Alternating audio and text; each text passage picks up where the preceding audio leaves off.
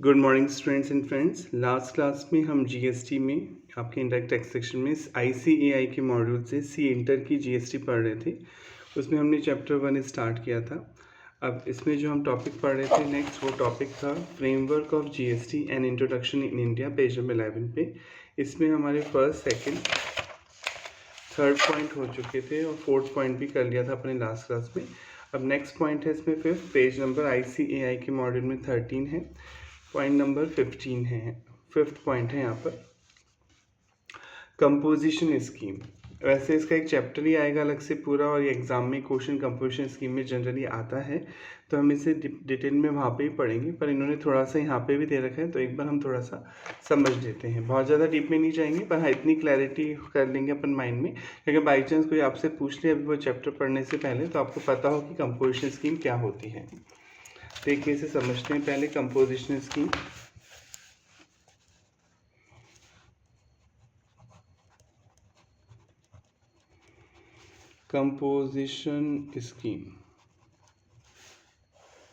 अभी आपने इतना पढ़ लिया, लास्ट जो 5 to 6 क्लासेस हुई जीएसटी में, आप उतना समझ चुके हैं कि जो परचेज के टाइम आप टैक्स पे करके आते हैं वो इनपुट टैक्स होता है। जो आप eight the time of purchase कोई प्रोडक्ट या सर्विस लेके आते हैं उसको ख़रीदने पे जो टैक्स देते हैं वो इनपुट टैक्स होता है। और जब आप कस्टमर से बेचने पे जो टैक्स कलेक्ट करते हैं at the time of sale और सप्लाई, जो टैक्स आप कलेक्ट करते हैं अपने प्रोडक्ट या सर्विस पे, उसे आउटपुट टैक्स कहते हैं। जैसे आपने कोई प्रोडक्ट परचेज़ किया, सपोज़ ये पेन आपने परचेज़ किया बेचने के पर्पज़ से, आप इसे बेचना चाहते हैं, रीसेल करना चाहते हैं, आपने इनपुट टैक्स दिया, इस पेन को पहले ख़रीदा, ख़रीदने पे 1 रुपये का इनपुट टैक्स दिया, और कस्टमर से बेचने पे 2 रुपीज़ का आउटपुट टैक्स कलेक्ट कर रहे हैं at the time of sale. तो आउटपुट माइनस इनपुट, यानी आउटपुट टैक्स है 2 रुपीज़, इनपुट टैक्स है 1 रुपीज़, ₹1 ही आपको गवर्नमेंट को पे करने होंगे। आउटपुट टैक्स में से इनपुट टैक्स डिडक्ट होगा पहले, और उसके बाद जो नेट अमाउंट आएगा, यानी जो नेट लायबिलिटी आएगी, वही आपको गवर्नमेंट को पे करनी होगी। इस प्रोसेस को आप बोलते हैं आईटीसी लेना, इनपुट टैक्स का क्रेडिट लेना या सेट ऑफ कराना। नॉर्मल लैंग्वेज में इनपुट टैक्स को आप आउटपुट से सेट ऑफ करा रहे हैं या इनपुट टैक्स का क्रेडिट ले रहे हैं। अब ये जो क्रेडिट आप ले रहे हैं 1 रुपये की, भाई आप कह रहे हैं कि मैं इस पेन को कहीं से ख़रीद के आया हूँ और मुझे इसका क्रेडिट लेना है, तो आपके पास प्रूफ होना चाहिए कि सच में आपने 1 रुपीज़ का पेमेंट किया है। मन से तो आप मांग नहीं रहे होंगे, कोई रैंडम बेसिस पे तो आप क्लेम नहीं कर रहे होंगे। आपके पास प्रूफ होना चाहिए कि आपने ख़रीदने पे ₹1 का क्या दिया था, जीएसटी किसी को पे किया था। तो फिर जब प्रूफ होना चाहिए तो ऑब्वियसली आपको इसके लिए रिकॉर्ड मेंटेन करने पड़ेंगे, आपको बिल संभाल के रखने पड़ेंगे, आपको प्रॉपर अकाउंटिंग करनी पड़ेगी, ताकि आप इनपुट टैक्स को रिकॉर्ड कर सकें और आउटपुट टैक्स को भी रिकॉर्ड करना होगा। प्रॉपर अकाउंटिंग आप रखेंगे। आउटपुट टैक्स का भी प्रूफ होना चाहिए कि आपने कस्टमर से कितना टैक्स लिया, और आउटपुट में से इनपुट डिडक्ट होने के बाद ही आप गवर्नमेंट को पे करेंगे। तो एक तरह से आपके कॉम्प्लायंसेस इंक्रीज़ हो जाएंगे। कॉम्प्लायंसेस का मतलब होता है लीगल रिक्वायरमेंट को फुलफ़िल करना। जैसे सीएस एक कोर्स होता है, सीएस को जनरली कॉम्प्लायंस ऑफिसर भी बोलते हैं। तो कंपनी सेक्रेटरी कोर्स होता है। कंपनी सेक्रेटरी का क्या काम होता है, जिस कंपनी में वो जॉब कर रहा है उस कंपनी में जो लॉज अप्लाई हो रहे हैं इंडिया के, कोई सा भी लॉ अप्लाई हो रहा है, चाहे कंपनीज या इनकम टैक्स, जो भी लॉ अप्लाई हो रहे हैं उनको वो कंपनी ढंग से कॉम्प्लाई कर रही है या नहीं कर रही है, कोई वायलेशन तो नहीं कर रही। तो सीएस एक तरह से कॉम्प्लायंस ऑफिसर भी होता है। अब कंपनी सेक्रेटरी को बोल सकते हैं एक तरह से कॉम्प्लायंस ऑफिसर। तो कॉम्प्लायंस का मतलब होता है लीगल रिक्वायरमेंट को फुलफ़िल करना। तो आप सपोज़ मान लीजिए आप एक छोटे बिजनेसमैन हैं, आपकी जो सेल है इतनी ज़्यादा नहीं है, आपकी एक नॉर्मल शॉप है, किराना शॉप मान लें, नॉर्मल क्लॉथिंग शॉप मान लें। आपकी जो सेल है जनरली मान लेते हैं, अज्यूम कर रहे हैं यहाँ पे 60 लाख है साल की, एनुअल से 60 या 50 लाख जो भी आप अज्यूम करना चाहें, ये सेल है। तो आप प्रोडक्ट बेच रहे हैं, मान लीजिए आप कपड़े बेच रहे हैं, क्लॉथिंग का बिजनेस है, आप कपड़े बेचते हैं क्लॉथिंग, और उसकी सेल है 60 लाख आपकी। तो क्या आपको जीएसटी देना होगा? सबसे पहले तो क्वेश्चन ही माइंड में उठता है, गुड्स एंड सर्विस टैक्स देना होगा। बिल्कुल देना होगा। प्रोडक्ट बेच रहे हैं तो गुड्स तो चाहे गुड्स बेच रहे हैं चाहे सर्विस बेच रहे हैं, दोनों चीज़ों पे जीएसटी चार्ज होता है। गुड्स एंड सर्विसेज टैक्स यहाँ पे आपको देना होगा। पर अभी आप आगे जब एंड में पढ़ेंगे, रजिस्ट्रेशन वाला एक चैप्टर आएगा, रजिस्ट्रेशन। जैसे इनकम टैक्स पे करने के लिए हमें क्या लेना पड़ता है, pan number, permanent account number, आपको अगर इनकम टैक्स देना है और आपकी इनकम एक लिमिट से क्रॉस कर रही है तो आपको इनकम टैक्स पे करना होगा। इसके लिए आपको इनकम टैक्स डिपार्टमेंट से एक पैन नंबर लेना होता है, जिसे आप परमानेंट अकाउंट नंबर बोलते हैं। 10 डिजिट का अल्फ़ा न्यूमेरिक कोड होता है। इसमें कुछ अल्फ़ाबेट्स होते हैं और कुछ नंबर्स होते हैं। तो इसी तरह सेम जीएसटी में अगर आपको जीएसटी पे करना है तो रजिस्ट्रेशन कराना होता है जीएसटी में, और ये 15 डिजिट का कोड आपको देते हैं। हम सब आगे पढ़ेंगे डिटेल में। तो रजिस्ट्रेशन कराना कब ज़रूरी है, क्वेश्चन उठता है। जैसे इनकम टैक्स में तो 3 लाख से ऊपर जाएगी इनकम जनरली, तभी वो टैक्स के दायरे में आएगा बंदा। अगर 3 लाख से कम है आपकी इनकम तो आपको टैक्स नहीं देना है। तो जब टैक्स नहीं देना तो पैन नंबर लेने की ज़रूरत भी नहीं है। वैसे ऑल दो पैन नंबर लेते हैं लोग, क्योंकि एक तरह से ये आपका आइडेंटिफिकेशन कार्ड भी होता है, आईडी के तौर पे भी काम आता है कई जगह। पर अब ऐसा कंपल्शन नहीं है कि आज जब आपकी इनकम ही जनरेट नहीं हो रही तो पैन नंबर लेना ज़रूरी नहीं है। तो सेम जीएसटी में भी ये चीज़ है कि एक लिमिट है, अगर उस लिमिट से ज़्यादा आपका टर्नओवर मतलब सेल है, सप्लाई की वैल्यू है, आप जो सप्लाई कर रहे हैं गुड्स या सर्विस, अगर उसकी वैल्यू एक्सीड हो जाती है, टर्नओवर आपका एक्सीड होता है, सेल एक्सीड होती है, तो आपको रजिस्ट्रेशन लेना होगा। वो लिमिट क्या है, अभी हम लिमिट है 40 लाख गुड्स के केस में। वो भी अलग अलग है, स्टेट कुछ स्टेट्स में अलग है, पर हम समझने के लिए भी कॉमन लिमिट ले रहे हैं। 40 लाख गुड्स के केस में है और 20 लाख सर्विस के केस में है। यानी अगर 40 लाख से ज़्यादा की सेल होती है तो आपको जीएसटी नंबर लेना पड़ेगा और जीएसटी देना होगा। अगर आप सर्विस देते हैं, प्रोडक्ट नहीं बेचते हैं, केवल सर्विस देते हैं, जैसे सी अपना ऑफिस खोल लेते हैं, या आप इंजीनियर हैं, आर्किटेक्ट है, खुद का ऑफिस खोल के बैठे हैं, तो आप सर्विस दे रहे हैं, तो आपकी 20 लाख से ज़्यादा है अगर साल भर में टर्नओवर की वैल्यू, तो फिर आपको नंबर लेना पड़ेगा, जीएसटी नंबर लेना पड़ेगा। और ये जो टर्नओवर देखा जाएगा लास्ट ईयर के बेस पे देखा जाएगा, करंट ईयर के बेस पे नहीं। लास्ट ईयर जैसे अभी कौन सा चल रहा है, फाइनेंशियल ईयर 23-24 चल रहा है, राइट। यानी 1 अप्रैल 23 से ख़त्म स्टार्ट हुआ और 31 मार्च 24 को ख़त्म होगा। तो इससे पहले वाला साल देखा जाएगा, यानी 22-23। यानी इस साल जो प्रीवियस ईयर है आपका टर्नओवर अगर इस लिमिट से ज़्यादा था तो आपको इस जीएसटी नंबर लेना पड़ेगा टर्नओवर के बेस पे। और मान लीजिए आपका पहली बार ही बिजनेस शुरू हो रहा है, आप कई बच्चे पूछेंगे सर हम तो पहली बार ही बिजनेस शुरू कर रहे हैं, तो 22-23 में हमारा टर्नओवर था ही नहीं, ज़ीरो था, तो फिर सेम ईयर में देख लेंगे। अगर सेम ईयर में जिस भी टाइम आपका, जैसे आपने अप्रैल से बिजनेस स्टार्ट किया और आपकी सितंबर तक की जो सेल है 40 लाख से हो गई है, तो ऑब्वियसली अक्टूबर में आपको जीएसटी नंबर लेना पड़ जाएगा। 40 को क्रॉस कर जाएगी, आप गुड्स बेच रहे हैं तो आपकी अगर वैल्यू जो है गुड्स की, टर्नओवर जो है सेल का, अगर वो 40 लाख से क्रॉस हो जाता है तो आपको जीएसटी नंबर लेना होता है। तो यहाँ तक तो समझ में आ गया होगा थोड़ा कि रजिस्ट्रेशन कराएंगे तभी आप जीएसटी देंगे। अगर आप रजिस्ट्रेशन नंबर नहीं है, यानी आप जीएसटी देने के लिए लायबल ही नहीं है, आपकी सेल 40 से नीचे है, तो जीएसटी नंबर लेने की ज़रूरत नहीं है और आपको फिर जीएसटी भी नहीं देना है। पर मान लीजिए हमारा तो टर्नओवर सर एक्सीड हो चुका है, 40 लाख से ऊपर हो गया है। तो जब आपका टर्नओवर 40 लाख से ऊपर है तो आपको जीएसटी नंबर लेना होगा। गुड्स एंड सर्विसेज टैक्स चुकाने के लिए आपको जीएसटी नंबर लेना होगा। क्या फॉर्मेलिटीज़ है वो आगे रजिस्ट्रेशन चैप्टर में आप पढ़ेंगे। ये 15 डिजिट का अल्फ़ा न्यूमेरिक कोड होता है। ये 15 डिजिट का होता है जीएसटी रजिस्ट्रेशन नंबर, और जो पैन नंबर होता है वो 10 डिजिट का होता है। अब आपने जीएसटी नंबर ले लिया, अब आपको रिकॉर्ड मेंटेन करनी पड़ेंगे, बहुत अकाउंट्स मेंटेन करने पड़ेंगे कि खरीदने पे इनपुट टैक्स कितना दे रहे हो, प्रोडक्ट और सर्विस को बेचने पे जो आप आउटपुट टैक्स कितना दे रहे हो, इसका रिकॉर्ड मेंटेन करो। तो क्वेश्चन होता है सर मैं तो एक छोटा बिजनेसमैन हूँ, मेरी सेल 60 लाख है किसी भी चीज़ की, कपड़े की मान लेते हैं 60 लाख है, मेरा मार्जिन जनरली 10% होता है, तो मेरी साल भर की इनकम 6 लाख हुई, राइट। आपका जो प्रॉफिट मार्जिन है वो 10% है और आपकी जो सेल है 60 लाख है। आप जो क्लॉथिंग बिजनेस कर रहे हैं, कपड़े का काम कर रहे हैं, उसे बेचने पे आप 10% प्रॉफिट कमाते हैं, तो ये 6 लाख हुआ।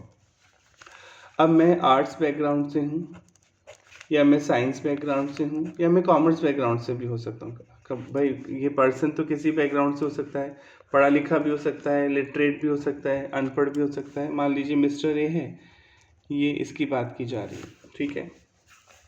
अब ये कहता है कि आपने बोला कि बेचने पे जीएसटी जो कलेक्ट होगा उसे आउटपुट टैक्स बोला जाएगा, खरीदने पे जो दे के आऊँगा वो इनपुट टैक्स बोला जाएगा, और जब टैक्स देने की बारी आएगी तो आउटपुट में से इनपुट घटाऊँगा और मेरे पास प्रूफ भी होना चाहिए कि बिल मुझे संभाल के रखने पड़ेंगे कि मैंने किस किस को खरीदने पे कितना टैक्स दिया। कल को अगर टैक्स वाले आपके यहाँ आते हैं चेक करने, तो वो आपके चेक कर भाई पूछेंगे कि भैया तुमने जो ये 1 लाख रुपए का इनपुट टैक्स दिया था, तुमने 5 लाख कस्टमर से कलेक्ट किए थे आउटपुट टैक्स के नाम से, 1 लाख तुम दे के आए थे, तो 4 लाख का आपने जीएसटी डिपार्टमेंट को टैक्स पे कर दिया। अब अगर कोई जीएसटी डिपार्टमेंट का कोई आदमी आपके वहाँ आता है पूछने कि बताओ ये 1 लाख रुपए का टैक्स किस किस को दिया, आपको प्रूफ देना होगा ना। ऐसे मन से थोड़ी घटेगा, आपको इनपुट टैक्स बताना होगा कि आपने खरीदने पे किसको कितना टैक्स दिया। तो आपको रिकॉर्ड मेंटेन करने पड़ेंगे कि आपने बी से इतना सामान खरीदा, सी से इतना खरीदा, उसको इतना दिया, डी से इतना खरीदा। तो ये कह रहा है कि मैं काम करूँगा या रिकॉर्ड मेंटेन करूँगा, या तो मैं काम कर लूँ या तो मैं बिजनेस चला लूँ अपना, या मैं रिकॉर्ड मेंटेन कर लूँ। तो क्योंकि अगर आप रिकॉर्ड मेंटेन करने को कह रहे हो तो मैं तो कम पढ़ा लिखा हूँ, या मैं पढ़ा लिखा भी हूँ तो मेरे पास टाइम कम है, मैं अपने कस्टमर को हैंडल करूँगा कि रिकॉर्ड मेंटेन करूँगा डिटेल में जाके, ऐसे तो बहुत टाइम मेरा कंज्यूम होगा। और मैं सिंगल ऑनर हूँ, मेरी दुकान पे मैं हूँ और एक अटेंडर है, बस हम 2 ही लोग हैं। अब मैं कंप्यूटर पे अकाउंट मेंटेन करने बैठ जाऊँगा तो कस्टमर को कौन एंटरटेन करेगा, राइट। तो फिर दिक्कत आएगी बिजनेस करने में। और आपके पास इतने पैसे नहीं है कि आप एक अकाउंटेंट या चार्टर्ड अकाउंटेंट को हायर कर सकें, क्योंकि जनरली अकाउंटेंट भी आपसे साल भर की सैलरी 2-3 लाख तो लेगा ही, 15-20 थाउजेंड में मिलेगा आपको अकाउंटेंट, अगर नॉर्मल से नॉर्मल माने। और सीए तो आप रख नहीं सकते क्योंकि उसका पैकेज इससे हाई होगा, आपका जो प्रॉफिट है वो उसको पेमेंट नहीं कर पाएंगे आप उस चार्टर्ड अकाउंटेंट को। तो दिक्कत आएगी आपको। एक तो रिकॉर्ड मेंटेन करो या कॉम्प्लायंसेस करो, लीगल रिक्वायरमेंट को पूरा करूँ या काम करूँ। तो गवर्नमेंट ने पहले से ही गवर्नमेंट को पता था कि ऐसी दिक्कतें आ सकती हैं। जो छोटे बिजनेसमैन हैं उनके पास कम होगा टाइम, इतनी नॉलेज नहीं होगी, इतने रिसोर्सेज नहीं है कि वो किसी अकाउंटेंट को अपने यहाँ जॉब पे रख पाएँ। तो गवर्नमेंट ने लोगों को एक ऑप्शन दिया।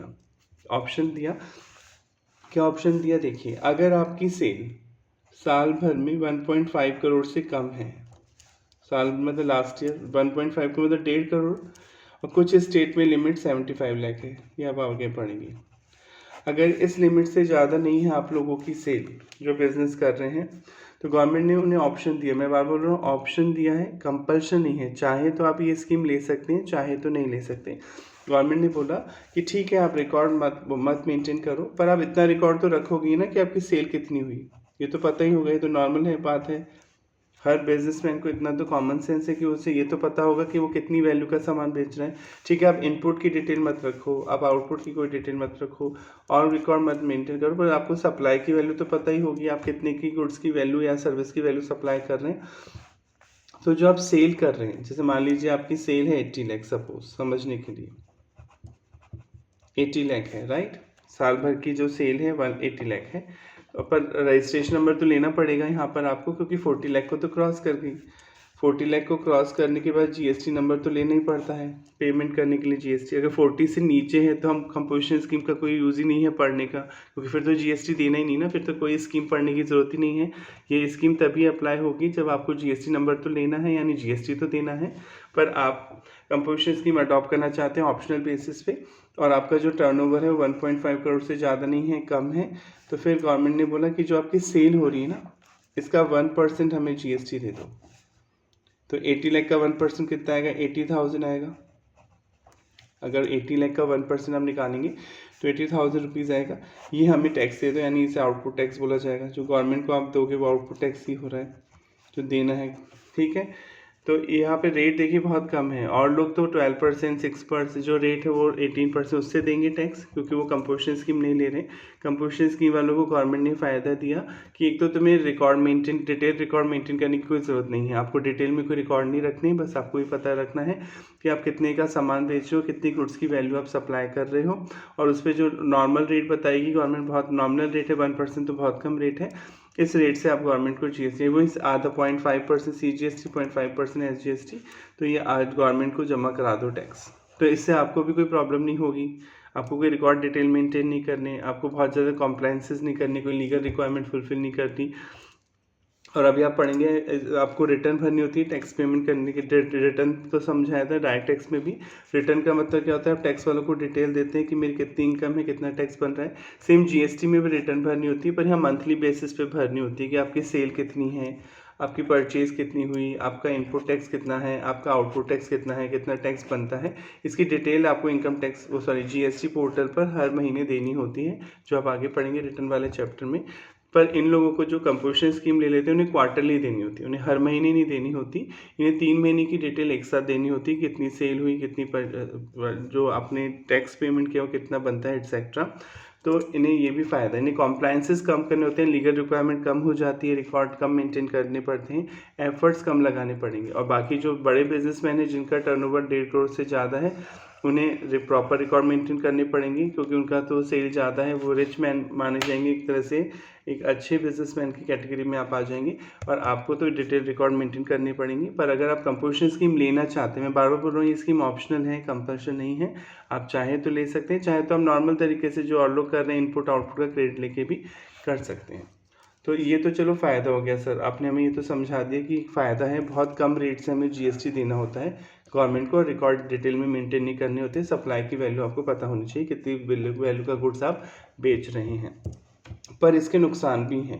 गवर्नमेंट ने बोला जब तुम आउटपुट टैक्स जो आप अगर आप कंपोजिशन स्कीम ले लेते हैं तो आप बिल बनाते टाइम कस्टमर से जीएसटी कलेक्ट नहीं कर सकते, यानी आप बिल में जीएसटी शो नहीं कर सकते हैं। बिल 2 तरीके के होते हैं जीएसटी में, जब हम मार्केट में शॉपिंग करने जाते हैं। एक होता है टैक्स इनवॉइस। जीएसटी के पॉइंट ऑफ व्यू से बिल 2 तरीके के होंगे, एक तो टैक्स इनवॉइस होगा और एक होगा bill of supply. Tax invoice और बिल ऑफ सप्लाई, 2 ही बिल मिलते हैं मार्केट में। आप कभी देखना, आपका कोई बिल खरीद रहे हैं उसकी हेडिंग हो सकती है बिल ऑफ सप्लाई, ध्यान से देखिएगा। और एक बिल की हेडिंग होती है टैक्स इनवॉइस या नॉर्मल, इसे इनवॉइस भी बोल सकते हैं या टैक्स इनवॉइस भी बोल सकते हैं नॉर्मली। अब इनको समझ लेते हैं ताकि हमें कंपोजिशन स्कीम, अगर आप अभी ढंग से समझ के तो आगे कंपोजिशन स्कीम तो बहुत ईजी लगेगी आपको। देखिए टैक्स इनवॉइस क्या होता है। टैक्स इनवॉइस, जैसे आप गुड्स बेच रहे किसी को 1 लाख का, जीएसटी कलेक्ट करेंगे, सपोज 18% रेट है, मैं अलग अलग शो नहीं कर रहा हूँ, 9% सी जीएसटी एस जीएसटी 18,000 और बिल बना के दे देंगे उस कस्टमर को 1,18,000। ठीक है, तो ये जो बिल आप दे रहे हैं इसे बोला जाएगा टैक्स इनवॉइस, क्योंकि आप जो वैल्यू है गुड्स की उसके अलावा बिल में टैक्स को भी शो कर रहे हैं, टैक्स के अमाउंट को अलग से शो कर रहे हैं। तो इस तरह के बिल को मार्केट में क्या बोलते हैं, या तो आप नॉर्मल इनवॉइस बोल लीजिए, और वैसे जीएसटी में क्या बोला जाता है, टैक्स इनवॉइस बोला जाता है, क्योंकि आप टैक्स को अलग से शो कर रहे हैं गुड्स और सर्विस की वैल्यू चार्ज करते टाइम कस्टमर से। एक होता है बिल ऑफ सप्लाई, ये कंपोजिशन स्कीम डीलर आपको देते हैं, यानी गवर्नमेंट ने बोला कि जब आप किसी कस्टमर को सामान बेच रहे हैं, सपोज मैं मिस्टर ए है, इन्होंने कंपोजिशन स्कीम ले ली गवर्नमेंट से, क्योंकि इनकी सेल कम है और ये रिकॉर्ड मेंटेन नहीं करना चाहते डिटेल में, तो इन्होंने गवर्नमेंट से कहा मैं तो कंपोजिशन स्कीम लूँगा। तो ले सकते हैं अगर आपका टर्नओवर 1.5 करोड़ से कम है। कुछ स्टेट में 75 लाख लिमिट है, वो उस चैप्टर में ही पढ़ेंगे, अभी तो हम 1.5 करोड़ कॉमन लिमिट पढ़ रहे हैं। अब ए मिस्टर बी को सामान बेच रहा है, सपोज वही 1 लाख का, गुड्स की वैल्यू है 1 लाख। इसको पता है अच्छी तरह कि 1% तो मुझे क्या देना है, जीएसटी देना है, क्योंकि कंपोजिशन स्कीम डीलर को कम रेट से देना होता है, सब 1% रेट है, तो वहाँ पे भी रेट कुछ अलग है, मैं एज्यूम कर रहा हूँ कुछ लोगों पे अलग रेट है, 1% से जीएसटी देना है, तो ये 1000 हुआ, 1 लाख का 1%। तो बिल ऐसे बनाएगा ना, ये 1 लाख तो गुड्स की वैल्यू है या सर्विस की वैल्यू और 1% जीएसटी है, तो बिल ऐसे बनना चाहिए जस्ट।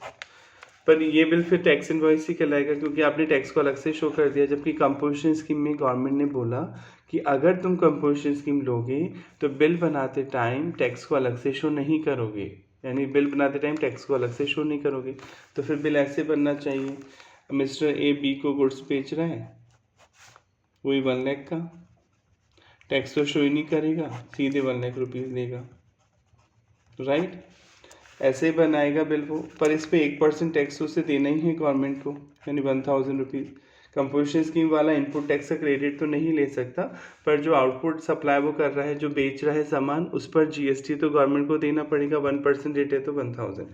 तो अब एक तरह से देखा जाए तो ए को नेट अमाउंट कितना मिला, 99 ही तो मिला भाई। ए ने बी को बेचा 1 लाख का गुड्स, तो प्लस 1 लाख तो आए ए के पास, इस पर 1% टैक्स वो गवर्नमेंट को दे देगा, तो माइनस के 1000, तो गवर्नमेंट के पास तो 99,000, सॉरी ए के पास 99,000 ही बचे।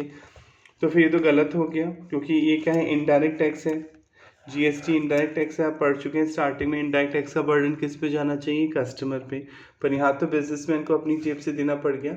तो कोई भी बिजनेसमैन ऐसा नहीं करेगा। बिजनेसमैन पहले से ही समझते हैं वो कमाने बैठे हैं, लूटने के लिए तो बैठे नहीं है, बिजनेस करना है।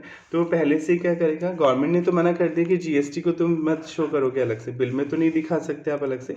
तो वो क्या करेगा, थोड़ी अपनी स्मार्टनेस यूज़ करेगा, थोड़ी सी अपनी चालाकी दिखाएगा।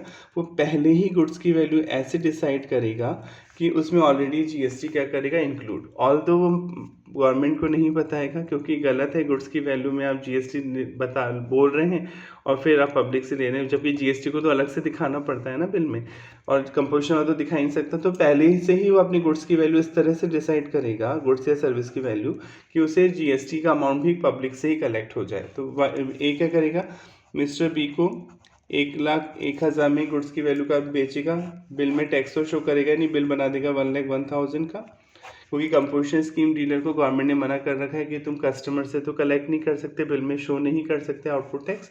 अब 1,01,000 आया, इसमें से क्या होगा, 1 लाख तो वो अपने पास रख लेगा, और एक जो है 1,000 रुपीज़ गवर्नमेंट को टैक्स के नाम से जमा करा देगा। यानी वो पहले ही कैलकुलेशन करके चलेगा माइंड में कि जितना टैक्स बनता होगा इस प्रोडक्ट पे वो पहले से कस्टमर से चार्ज कर लेगा और उस पर जीएसटी पे कर देगा वो गवर्नमेंट को।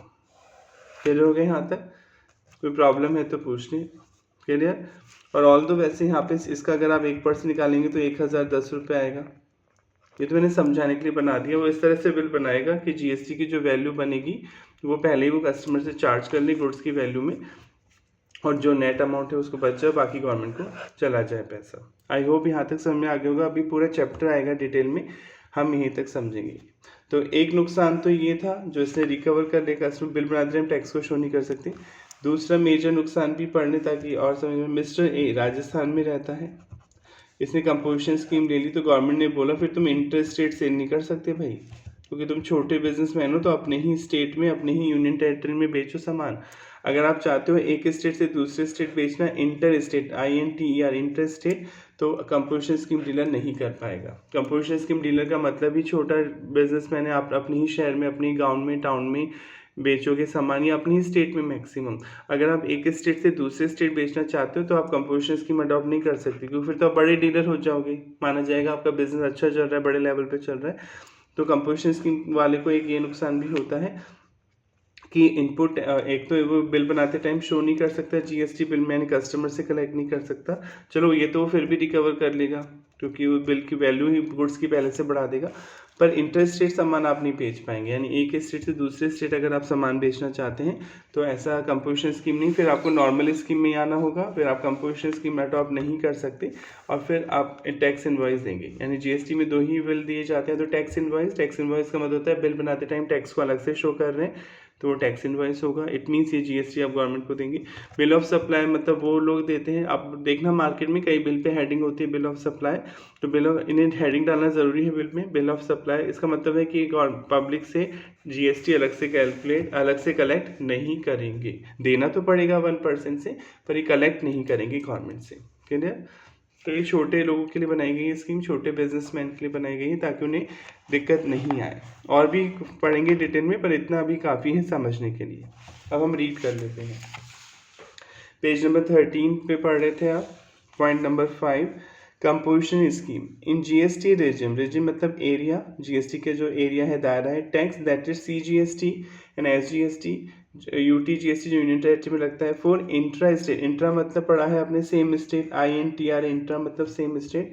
सप्लाईज एंड IGST लगता है इंटर स्टेट सेल पर। Is payable by every taxable person. Taxable person मतलब जिसके पास GST नंबर है। टैक्सेबल पर्सन आप उसे ही बोलेंगे जिसने GST नंबर ले रखा है, उसे देना पड़ेगा tax. And in this regard provision have been prescribe in the law. Provision बना रखे कि कैसे देना है, GST पढ़ेंगे। However for providing relief to small businessman, छोटे बिजनेसमैन को फ़ायदा देने के लिए, राहत देने के लिए, manufacturer, service provider, supplier of food article, trader etcetera making intra state supply. अगर आप इंट्रा मतलब सेम स्टेट, INTR, इंट्रा मतलब सेम स्टेट में ही सामान बेच रहे हैं। A simpler method of paying tax is prescribe. एक ईजी तरीका बताया गया है टैक्स देने का, ईजी तरीका ही बताया, जितनी आपकी आपकी सेल हो रही है उस पर जो रेट बताइए वो दे दीजिए, पर आपको इनपुट टैक्स का क्रेडिट नहीं मिलेगा और डिटेल रिकॉर्ड मेंटेन करने की ज़रूरत नहीं है। नोन एज कंपोजिशन लेवी, आप इस स्कीम को बोलते हैं कंपोजिशन लेवी। ये डिटेल में एक चैप्टर आएगा, इसलिए यहाँ पे इतना ही बताया, पर मैंने आपको समझा दिया। पर अगर बाई चांस कोई पॉइंट रह गया हो, आपके माइंड में कन्फ्यूज़न हो, तो आप पूछ सकते हैं कॉमेंट करके। नेक्स्ट है रजिस्ट्रेशन। ये भी एक चैप्टर आएगा आगे जाके कि रजिस्ट्रेशन, आपने अभी पढ़ा कि रजिस्ट्रेशन तो कराना पड़ेगा ना। जैसे इनकम टैक्स में आपको इनकम टैक्स चुकाने के लिए क्या लेना पड़ता है, पैन नंबर लेना होता है, परमानेंट अकाउंट नंबर, वो 10 डिजिट का अल्फा न्यूमेरिक कोड होता है। ऐसे जब आपको जीएसटी देना होता है, जब आपका टर्नओवर उस लिमिट को क्रॉस कर जाता है, जैसे 40 लाख है जनरली, कई स्टेट में 20 लाख है, अभी पढ़ेंगे लिमिट, तो अगर उस लिमिट को क्रॉस कर जाता है तो फिर आपको जीएसटी देना होगा। और जीएसटी देने के लिए आपको जीएसटी पोर्टल पर जाके जीएसटी डिपार्टमेंट यानी CBIC central board of indirect taxes and custom, जो इंडायरेक्ट टैक्स का मैनेजमेंट देखता है, जीएसटी पोर्टल पे जाके आपको रजिस्ट्रेशन नंबर लेना होगा। अभी आप पढ़ेंगे चैप्टर में आगे कि ये 15 डिजिट का अल्फा न्यूमेरिक कोड होता है, और जीएसटी का रजिस्ट्रेशन लेने के लिए पैन नंबर होना ज़रूरी है, क्योंकि 10 डिजिट तो पैन नंबर के ही होते हैं। 15 में से 10 डिजिट तो पैन नंबर के होते हैं, 5 डिजिट एक्स्ट्रा दिए जाते हैं आपको, 15 डिजिट का होता है ये।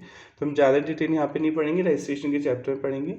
एवरी सप्लायर ऑफ गुड्स और service is required to obtain registration, obtain लेना पड़ेगा आपको GST number in the state और union territory from where he make the taxable supply, जहाँ से आप टैक्सेबल गुड्स को बेच रहे हैं। टैक्सेबल सप्लाई वर्ड आ रहा है, देखिए बार बार। टैक्सेबल सप्लाई मतलब कुछ चीज़ें जीएसटी में एग्जाम भी अभी आप पढ़ेंगे। एग्जाम मतलब जिन पे टैक्स नहीं देना जीएसटी में, जैसे आप मिल्क बेचते हैं, दूध वाले हैं, तो मिल्क को जीएसटी के दायरे में नहीं लाया गया, वो ज़ीरो है, उस पर 0% भी रेट है, यानी टैक्स वो एग्जाम है, गवर्नमेंट ने क्या रखा है। तो जब वो एग्जाम्प्ट है तो फिर उस पर जब मुझे जीएसटी देना उस प्रोडक्ट पे, तो मैं नंबर भी नहीं लूँगा। यानी टैक्सेबल होनी चाहिए, जो गुड्स या सर्विस आप दे रहे हैं उसे पे जीएसटी की रेट होनी चाहिए, वो एग्जाम नहीं होनी चाहिए। एग्जाम का मतलब होता है कि गवर्नमेंट ने पब्लिक इंटरेस्ट में उसे एग्जाम कर दिया। नोटिफिकेशन निकालती है गवर्नमेंट, कुछ चीज़ें पब्लिक इंटरेस्ट में गवर्नमेंट करती है कि इन पर हम आपसे जीएसटी नहीं लेंगे। जैसे हेल्थ सर्विसेज है, आप किसी डॉक्टर को दिखाने गए, आपने डॉक्टर को दिखाया और उस डॉक्टर ने आपसे 1000 रुपीज़ चार्ज किए, सपोज 1000 रुपीज़ चार्ज किए, डॉक्टर ने सर्विस दी, पर ये हेल्थ केयर सर्विसेज में आता है, अभी आप पढ़ेंगे। और हेल्थ केयर सर्विसेज में कोई जीएसटी चार्ज नहीं होता है, तो डॉक्टर आपसे जीएसटी नहीं लेगा, क्योंकि अगर ऐसा होगा तो फिर बिल और महंगा हो जाएगा। एक तो इंडिया में पहले से ही हेल्थ ट्रीटमेंट लेना महंगा है, अगर आप उस पर भी 18% या 12 जो भी जीएसटी लगाएंगे तो गुड्स सर्विस की वैल्यू बढ़ जाएगी। तो गवर्नमेंट ने बोला हेल्थ सर्विसेज पे हम जीएसटी नहीं लेंगे। हाँ, इसके कुछ एक्सेप्शन आएंगे, पर अभी समझने के लिए एक चैप्टर ही आएगा पूरा एग्जाम्पशन वाला, पर समझने के लिए अभी मान लीजिए कि जो हेल्थ सर्विसेज होती हैं, जो डॉक्टर आपको सर्विसेज दे रहा है, उस पर वो जीएसटी चार्ज नहीं करता। इसी तरह और बहुत सी सर्विसेज होती हैं, ऐसे स्कूल होते हैं आपके, स्कूल आपसे अच्छी खासी फीस लेते हैं। आजकल प्राइवेट स्कूल एक कॉर्पोरेट ही हो चुके हैं एक तरह से, वो कोई फ्री में तो काम नहीं कर रहे। कई स्कूलों की तो फीस तो 4 से 5 लाख होती है पर एनम। इतनी मोटी अमाउंट, इतनी बड़ी रकम वो आपसे वसूल करते हैं, सर्विस दे रहे हैं, पढ़ा रहे हैं और फीस दे रहे हैं। पर अभी आप पढ़ेंगे स्कूलों पे भी जीएसटी चार्ज नहीं होता, वरना फिर एजुकेशन और महंगी हो जाएगी। एक तो ऑलरेडी पहले से ही महंगी है प्राइवेट एजुकेशन इंडिया में, और अगर आप उस पर जीएसटी लेंगे तो वो और महंगी हो जाएगी। तो एक बहुत बड़ी लिस्ट है जो आपको पढ़नी होगी, अभी आगे चैप्टर ही आएगा पूरा। तो अभी तो नॉलेज के समझने की गवर्नमेंट कई बार पब्लिक इंटरेस्ट में जनता की भलाई के लिए कुछ सर्विसेज या प्रोडक्ट को जीएसटी से माफ़ कर देती है, जिसे आप एग्जेम्पशन बोलते हैं कि एग्जेम कर दिया गया, इस प्रोडक्ट को माफ़ कर दिया गया है। तो इफ़ द एग्रीगेट टर्नओवर, अगर आपका टर्नओवर जो है एक्सीड करता है द थ्रेशोल्ड लिमिट होता है एग्जेम्पशन लिमिट। जैसे 3 लाख तक इनकम टैक्स में टैक्स नहीं लगता, वो एग्जेम्पशन लिमिट होती है। थ्रेशोल्ड लिमिट मतलब उस लिमिट तक टैक्स नहीं लगेगा, पर उससे ऊपर जाने पे आपको टैक्स देना होगा। During a financial year different threshold limit have been prescribe for various state. GST में हर स्टेट के लिए थोड़ी अलग अलग रेट है, and union territory depending upon the fact, इस बात पर निर्भर करेगा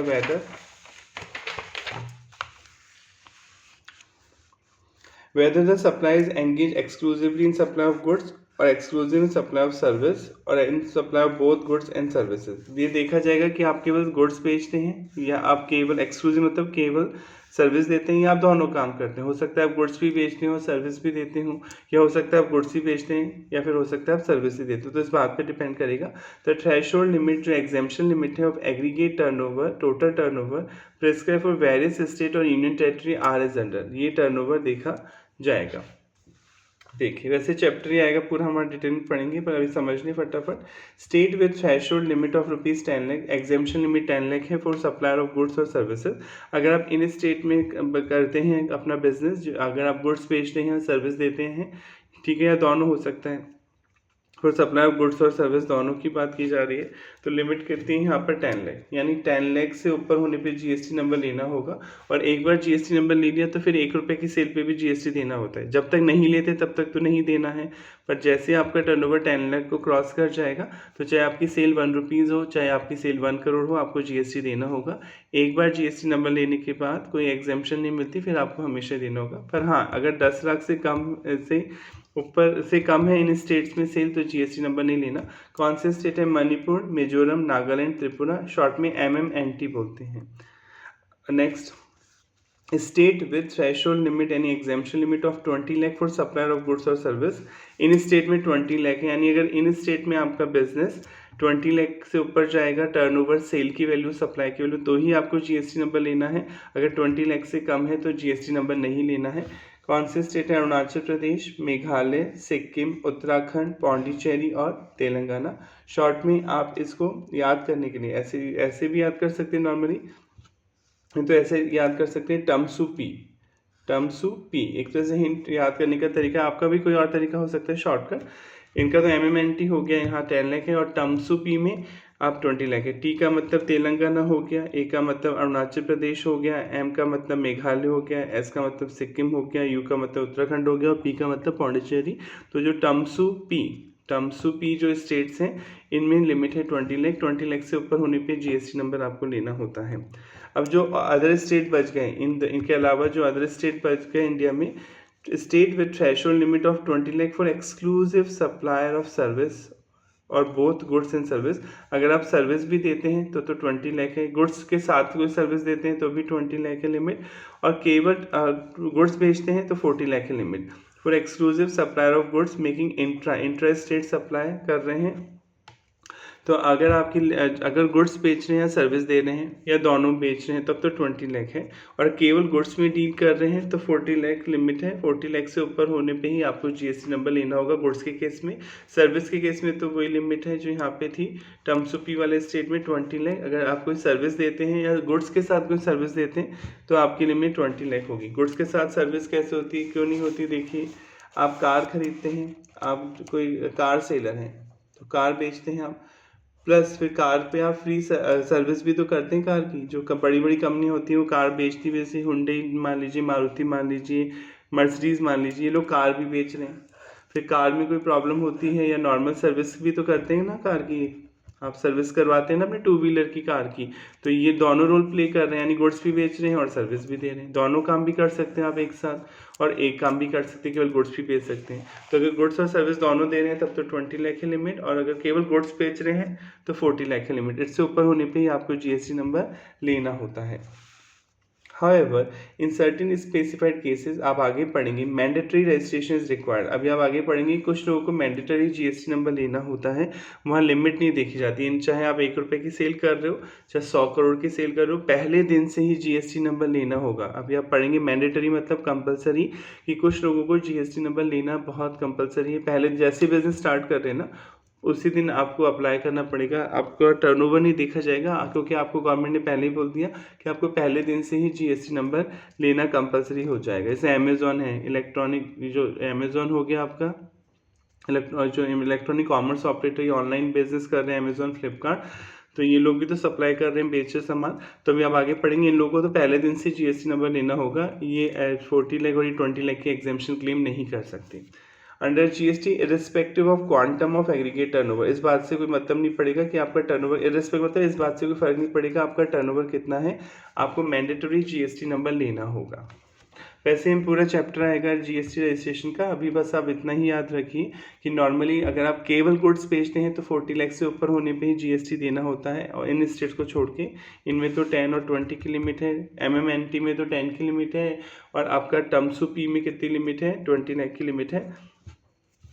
इसके बाद बाकी और केवल सर्विस देते हैं तो 20 लाख से ऊपर होने पे जीएसटी नंबर लेना होता है।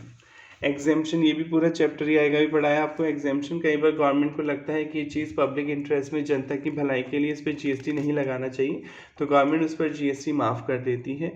तो उसे हम एग्जेम्पशन नोटिफिकेशन निकालती है गवर्नमेंट अलग से इसके लिए कि भैया ये चीज़ों पे जीएसटी लेना अभी नहीं लेना है, जब हम बताएंगे तब आप जीएसटी चार्ज करना, हम इन्हें एग्जाम करते हैं।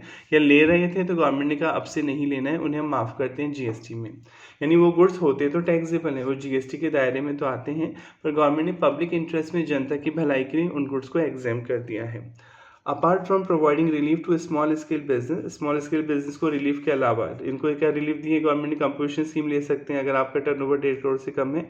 द लॉ ऑल्सो कंटेन मतलब includes provision for granting exemption from payment of tax on essential goods और सर्विस, जो बहुत ज़रूरी सर्विसेज हैं, एजुकेशन हो गया, हेल्थ हो गया, तो गवर्नमेंट ने बोला कि इन चीज़ों पर जीएसटी चार्ज नहीं किया जाएगा। ये पूरा एक चैप्टर डिटेल में आएगा, इसलिए हम आगे पढ़ेंगे। पर एग्जेम्पशन का आई होप आपको मीनिंग क्लियर हो गया होगा कि गवर्नमेंट पब्लिक इंटरेस्ट में कुछ चीज़ों को एग्जेम कर देती है। तो आई होप यहाँ तक समझ में आ गया होगा। अगर आपको कोई प्रॉब्लम है, कोई कमेंट है, तो प्लीज़ आप बताइएगा। और अगर आपने चैनल को सब्सक्राइब नहीं किया है तो सब्सक्राइब कर लें, ताकि अगली बार जब नया वीडियो आए तो आप उसे समझ सकें, और पुराने वीडियो ज़रूर देख लें। नेक्स्ट क्लास में मिलते हैं। Thank you so much.